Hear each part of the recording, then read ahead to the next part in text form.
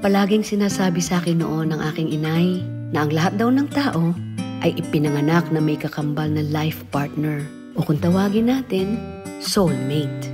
Ewan ko ba, pero sobrang nababadoyan na ako dyan sa love na yan.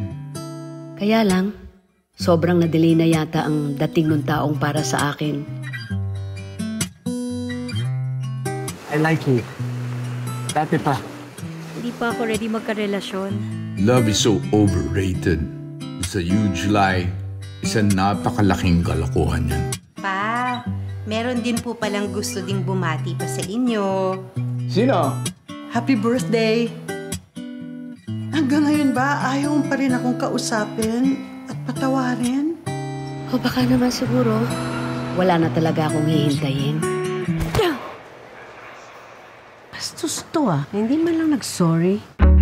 The grandest comeback of the season. Te, mag-clubbing naman tayo, te. Sige na, birthday mo naman, tsaka baka doon tayo makahanap ng papa. Ay, give up na ako dyan. Alam niyo yun. Huwag kayo nagwawala dito. Eh, di ba? Ang gugulo ninyo lalo ka na. Anong pakialam mo? Sino ka ba? Ito sa puko. Sa'yo? Makakalaman ako na laban sa'yo. The most awaited reunion of the year. Sakit ang ulo ko. Kasi naman kayo pa-club pa. Wala akong hilig dyan. Doon sa labas, halika na. Na napakakaya. Ha? Bakit parang nakakita ka ng multo, bro ha? Sandali. May gusto ka sa akin? You have a right to be happy. Pabayaan mo magmahal ka ulit. Ang tibay dibdib mo, tiniis mo. Siyempre, mahal ko. Mahal mo. Mahal ko. Aray.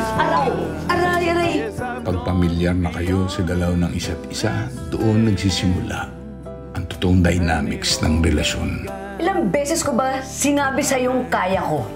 Ako kasi dapat gumagawa dyan Kapwa kayo magkakasakitan. At sa huli, laging isa lang ang nananalo. Natatawan na kita. Matagal ko hinintay ito.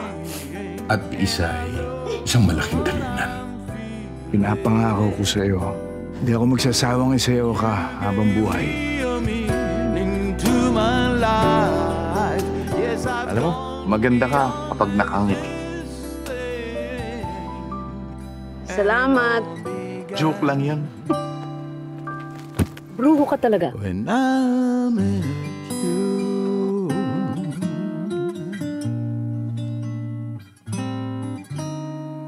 When I met